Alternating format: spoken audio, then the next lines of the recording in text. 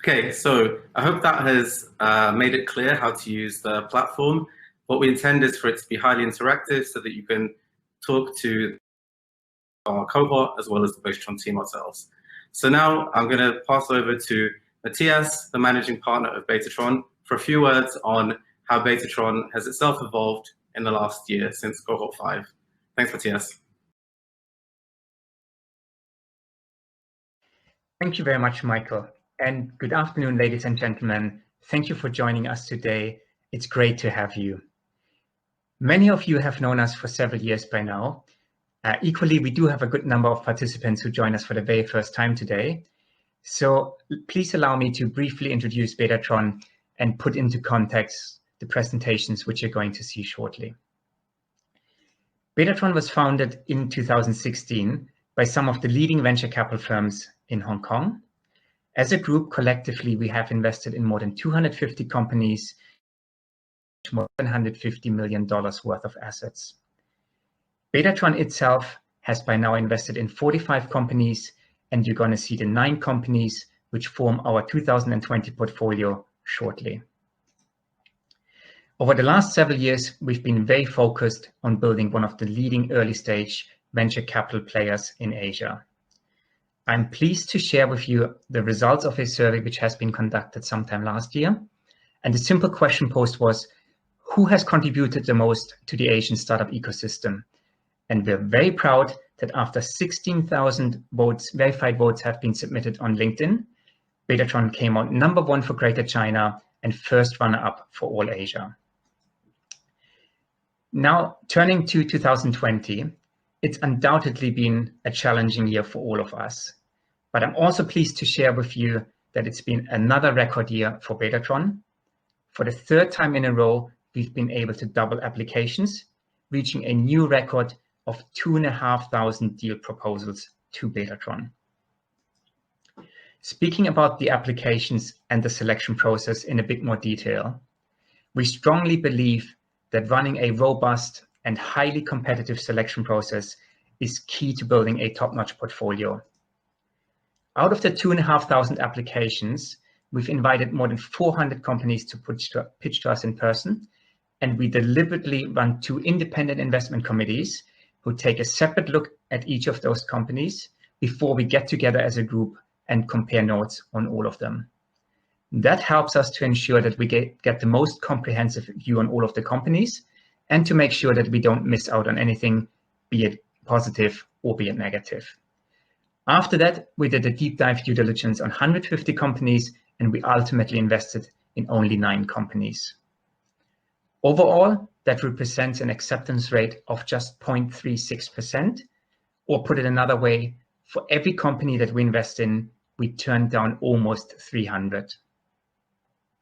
Leveraging the resources in our network and with the help of all of the venture capital firms behind Betatron, we collectively invested more than 700 person days of work into this process alone. I would like to take this opportunity to specifically thank our partners on the maritime side, YPSN and Heron Advisory, who have put in long hours to help us evaluate companies in the maritime sector together. Many thanks to Tabitha, Suyin, and Ronnie for their hard work.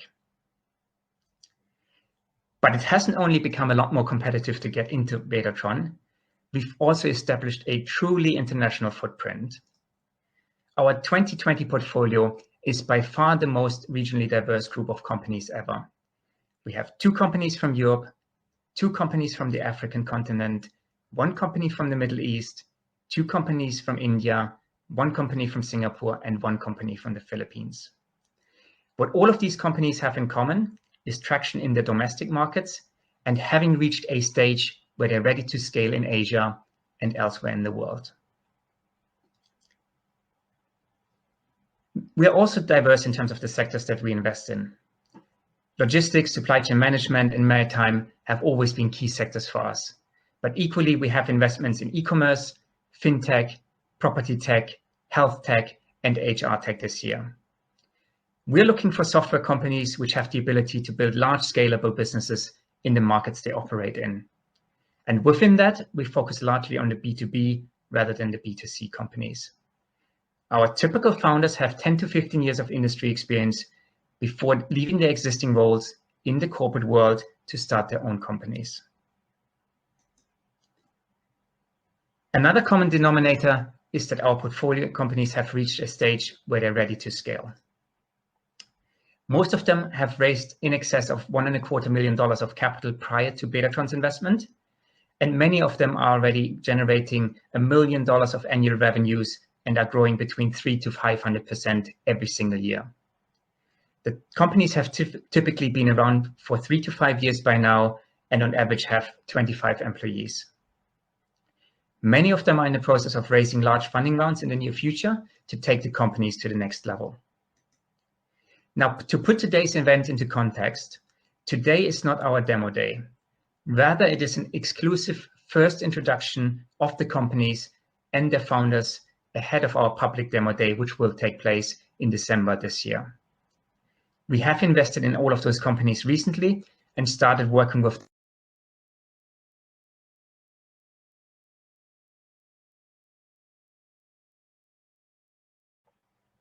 I would like to take this opportunity to thank all of our mentors, our speakers, investors, and partners for their ongoing support of Betatron and our portfolio companies. Without further ado, I'm going to hand it over to Sumit at Fablecare, who will kick off the presentations from our portfolio company side. Once again, thank you very much for joining us today, and I do hope that you enjoy the presentations.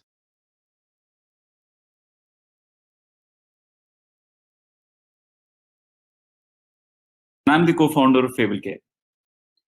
Over 2 billion people in the world suffer from chronic diseases, and 80% of them are unable to stick to their treatment plan. We help these patients. Currently in India, we have more than 120,000 patients that we are serving today. And these patients have a stickiness level of more than 60%, which actually shows that with better treatment outcomes, the patients actually stick to your platform. And we are growing 100% quarter on quarter. Not only are we growing 100% quarter on quarter on the user base, but also on the revenue. We are currently doing $2 million ARR with a 10% net margin, and we are growing extremely fast. In India alone, 400 million people suffer from chronic diseases, and this represents a US $70 billion market in India. While the problems are many, the biggest ones among these chronic disease patients is that they have very low adherence to treatment plan, which means that they don't stick to the doctor's provided treatment plan.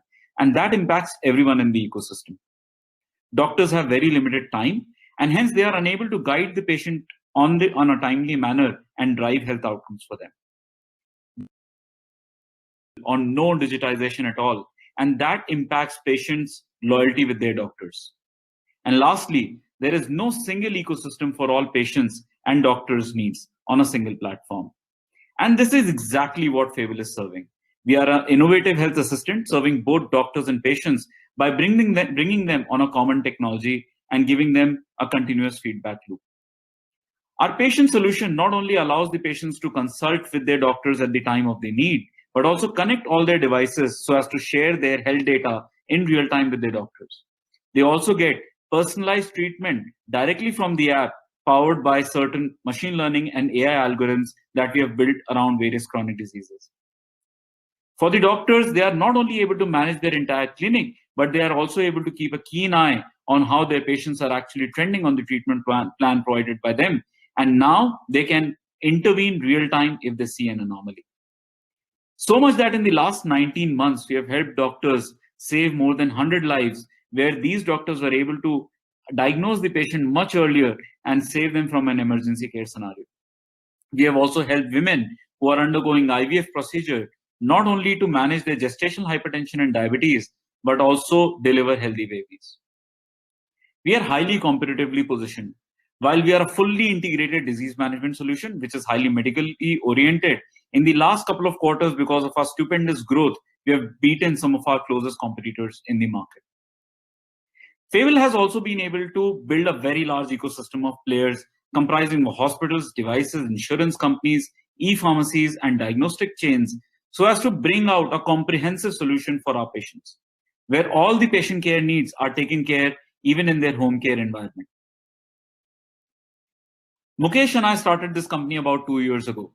Both of us have more than 12 years of experience in running technology and technology-related operations. I've had a previous startup called Christie's Kitchen, where I was able to deliver an 8x growth for my early stage investors, and within 8 months, we got acquired. We are currently leading a team of 62 members across engineering, operations, sales, marketing, as well as strategy. And most of the people who are supporting us, who are full-time working with us, are either ex-founders or have previously worked with startups. So which gives a very different kind of energy to the entire company. We are currently raising our $15 million Series A, and we have multiple term sheets. I'm more than happy to speak to you if you are an investor or a partner who wants to bring about a change to chronic disease patients in India. Thank you so much. Very exciting there. I'm sure you'll agree with Fablecare, especially in the post-COVID social distancing times. Now, I invite you all to check out. If you'd like to share your information or receive more information about Fablecare, please simply click yes, and we will facilitate that for you. Okay, next up, we have TakeTask. Hello, I'm Sebastian, the founder and CEO of TakeTask. I am a serial entrepreneur. For over 20 years, I have been running a market research agency helping corporations in tracing the execution of their tasks. Based on this multi-industry experience, I found TakeTask, a system that allows remote monitoring, reporting, and management of business tasks for deskless workers on the shop floor, in the factory, or in the field in any industry. We already have 600K ARR and will reach 1 million ARR by the end of this year, showing more than a threefold annual growth, second year in the row. We are in the process of closing our current funding round and will be raising our Series A round in January. Our business model is simple. We make money by charging a monthly fee based on the number of users plus Azure cloud cost. At the moment, there are too many channels of communication with remote workers. They are not centralized, and many do not monitor the quality of tasks as execution. TakeTask solves this problem by managing everything in one app and by using photo and video recording, GPS and timestamp, as well as AI verification. The quality of task monitoring is very high. Here are some examples of TakeTask at work. Retailers use it to track promotional displays. Convenience stores can use it to check and maintain correct food safety standards. Employees receive instant and clear feedback from managers. Shell uses it to track competitor prices in real time in several countries. And the Polish government is using it to monitor and control COVID mandatory home quarantine. Effective and remote communication, as well as maintaining and managing high-quality standards, is a problem for all businesses, and it's increasingly urgent in the post-COVID social distant world. This is a fast-growing market worth more than $9 billion, and TakeTask is built in from the ground up with flexibility and scalability in mind to address this huge opportunity. We have two distribution channels. One is our in-house growth hacking and sales team. The second one is via partners like consulting companies, telcos, IT integrators, and many more. Regarding our competition, there are two approaches. On the one side, there are highly specialized systems that are implemented instantly, but later are replaced by more complex solutions. On the other side, we got complex systems dedicated for certain industries, but requiring a long implementation. We combine flexibility and scalability with a multi-industry approach. We are ready to scale to even more industries and geographies and increase the share of sales from partner channels. Marek joined me with his 13 years experience as a founder and CTO in telecommunication startups. Our team increased from 6 to 30 in the last 2 years, mostly in IT development and support. Now we plan to increase the sales team. We are looking forward to talking about our project in more details. Thank you very much. Thank you very much, Sebastian. So again, we have a poll, so you can check the poll and just simply click yes if you would like to share your information and find out more about TakeTask. Next up, we have App4Legal. Hi, my name is Firas, founder and CEO of App for Legal. App for Legal is a comprehensive software platform for lawyers that helps any lawyer to collaborate and manage cases. It's addressed for law firms and in-house legal teams of any organization and available on cloud, private SaaS, and server. We are already profitable, on track for 1 million ARR by Q1 2021. We are the largest disruptor in the Middle East and Africa, growing 4x year on year, with clients in 50 plus countries, including legal teams in banks, telcos, governmental, and enterprises in different industries, with hundreds of law firms. We closed a bridge and currently preparing for a Series A round. Our pricing is transparent and published on the website for different editions from cloud to server. It's on subscription model per user per month, billed annually, with a marketplace of add-ons depending on lawyers' profiles. With this business model, App for Legal comes with a full suite of modules like case and matter management, contract management, workflow automation, task management and collaboration, billing, time and expenses, CRM, and add-ons including intellectual property management, entity management, legal docs, and automation, and much more. We are focusing on the largest enterprise in the Middle East and Africa to anchor App for Legal in our region and expand globally. Our immediate market, coming from the language coverage of App for Legal, English, French, Spanish, and Arabic, is 4.5 billion. Our global market is worth 10 billion US annually, but it needs innovation.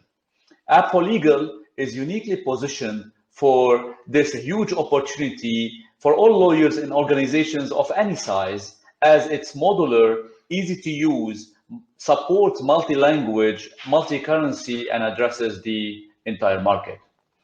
This success is the fruit of collaboration of a dynamic team of 16, present in Dubai and Beirut, and having the mix of knowledge, legal, and technology. Myself, I come from a software engineering background, having multiple years of experience, mainly in Paris, implementing enterprise ERPs and CRM, and leading teams in several cities in Asia and Europe.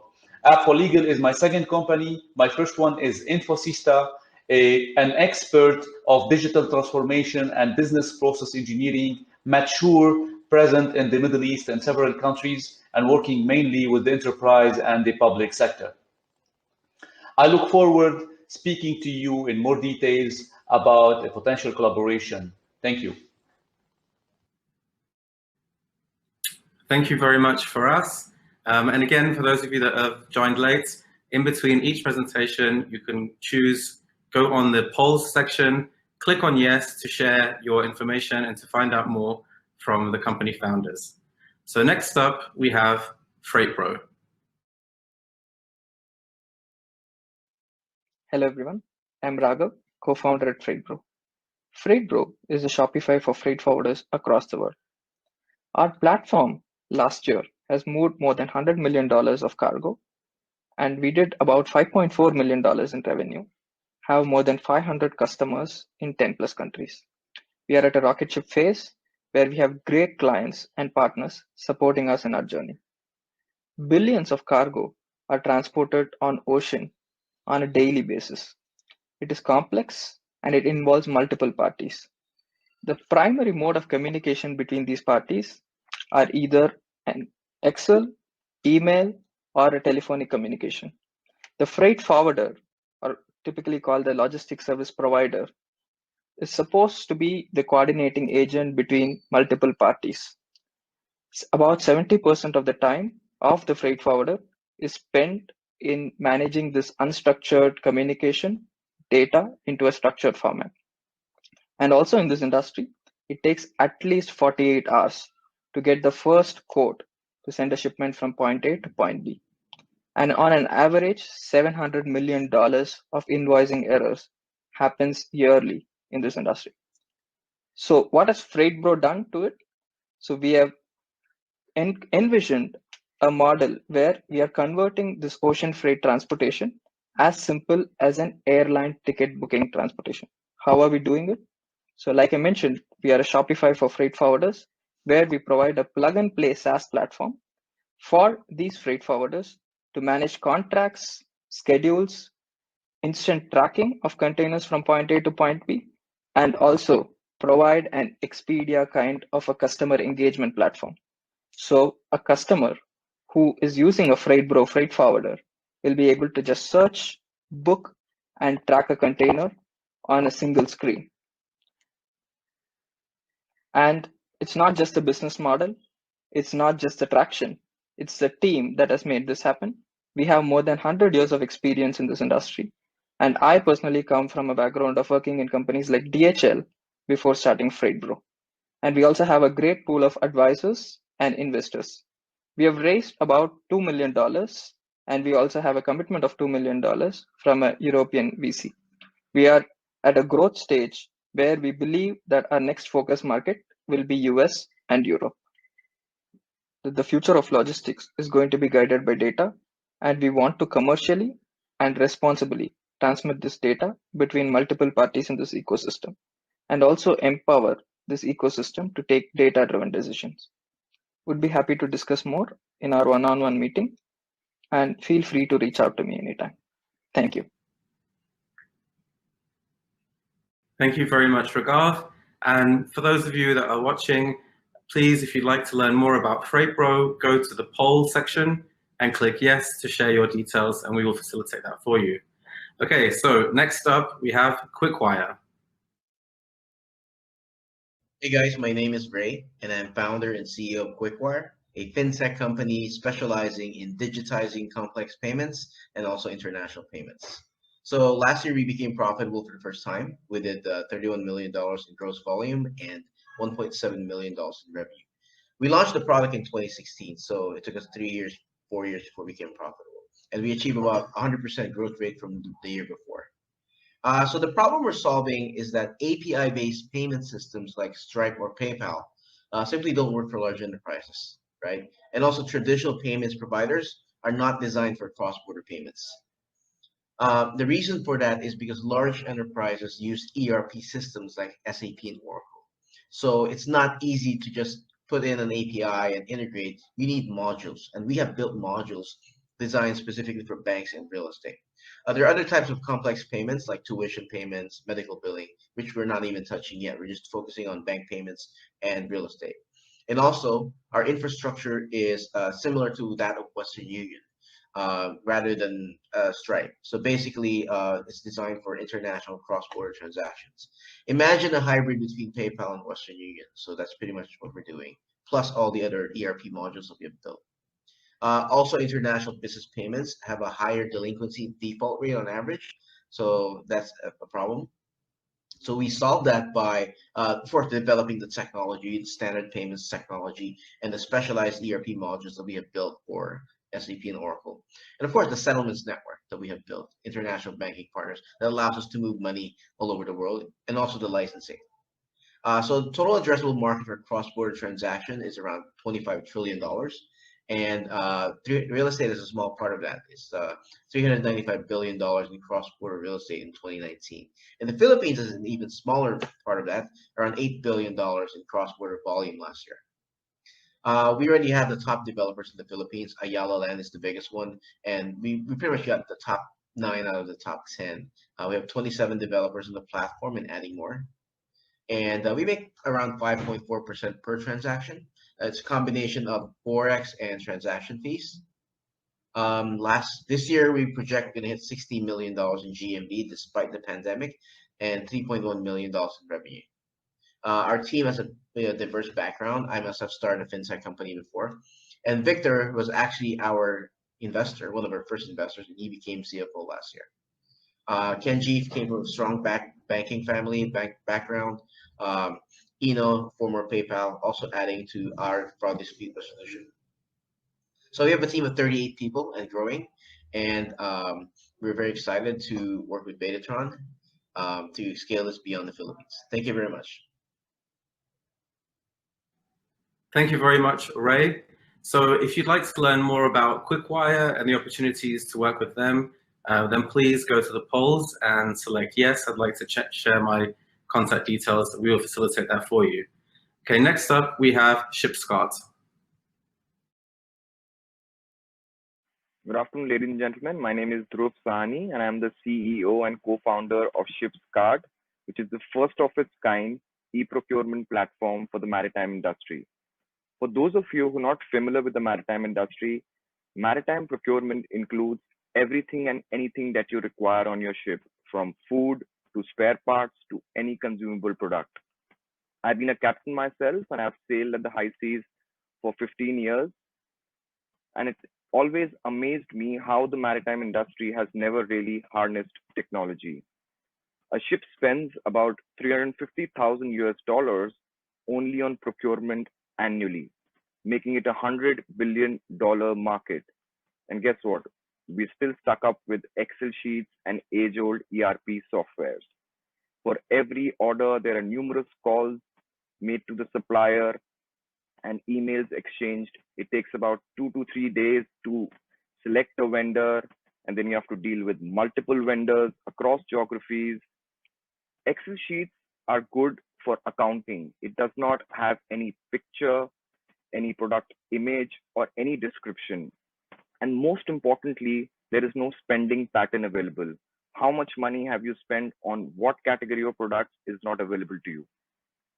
And therefore, Shipscart is today a requirement. We made the process as simple and as easy as an Amazon-like platform. You log on to shipscart.com, create a requisition, send it to the company for approval. The company will check the quotes online, select the vendor, and we do the rest. Here's a glimpse of our application. So we've tried to address all the possible challenges here. We've developed an exclusive procurement platform which can be integrated with your in-house ERP software, be it SAP or any other software. Shipscart can be integrated. You require your stores in Argentina or Brazil or Hong Kong, we are the single point of contact across geographies. There are accurate images and every brand information available. The online quotes available, and most importantly is the offline functionality of the application. The internet connectivity on board is an issue, and that's why the application also works offline. As I said earlier, to curb your expenses, you need to have a category-wise spending pattern available, and Shipscart provides you that. We've been in operation since last 2 years, and we've done total sales of $5 million up till now. And this year we intend to close at about $10 million.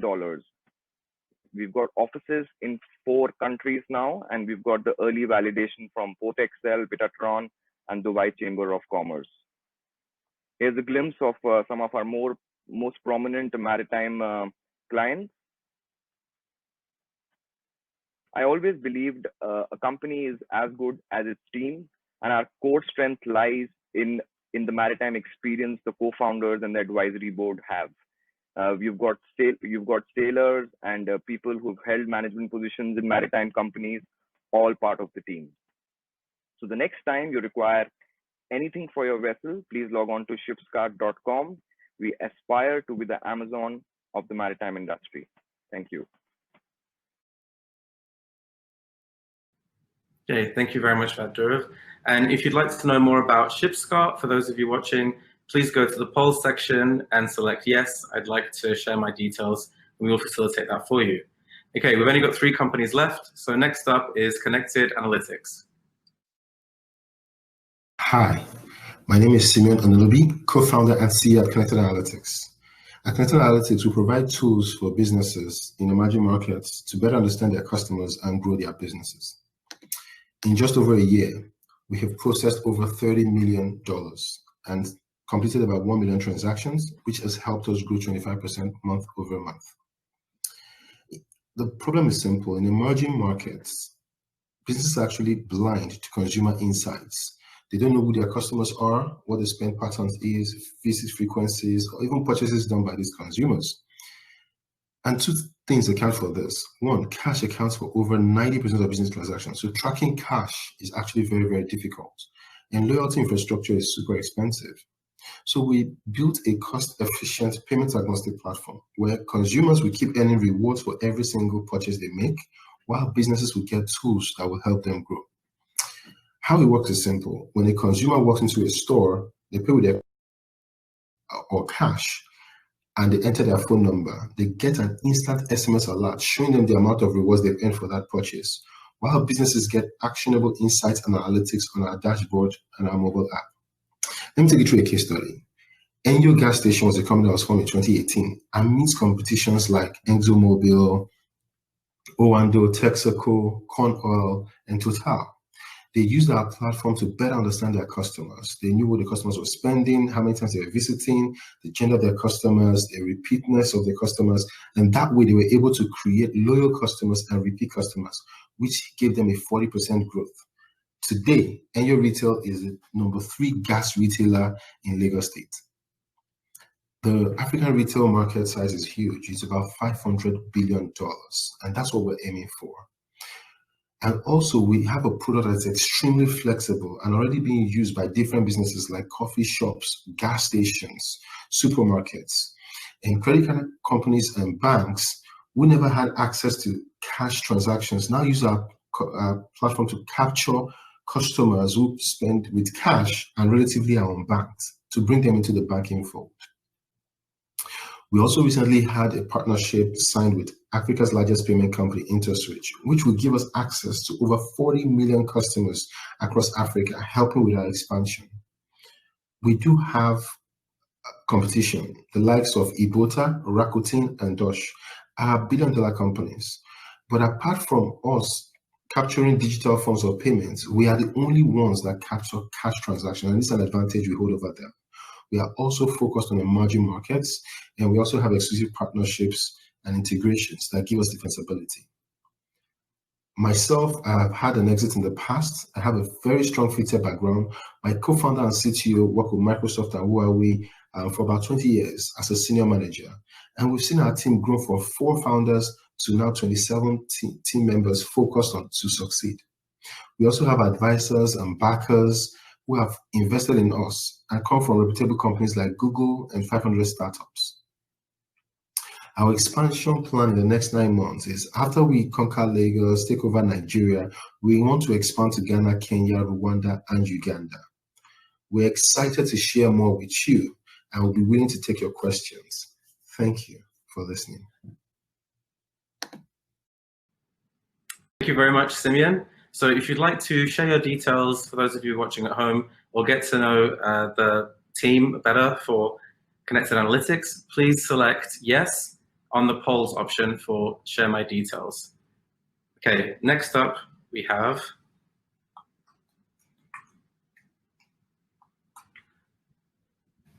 Hello, I'm Yanis, CEO and founder of Sinead. I have 12 years experience in the ocean tech, working with the navies and the industries. David came from Sony and had successful exit with his previous startup. Guillaume came from Fablecare, one of the major offshore companies. We are experts in maritime and tech. Ports are the hub where all maritime activities meet. When a cargo ship arrives to a port, logistic managers must allocate tugboats, team, and equipment to discharge the container. The problem is that no one has an accurate estimation when a ship will arrive. They could arrive earlier or later.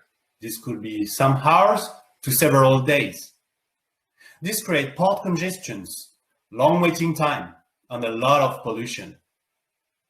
Without any information about ship intention, Sinead AI predict with 93% accuracy where a ship will go and when it will arrive, everywhere in the world for all ships.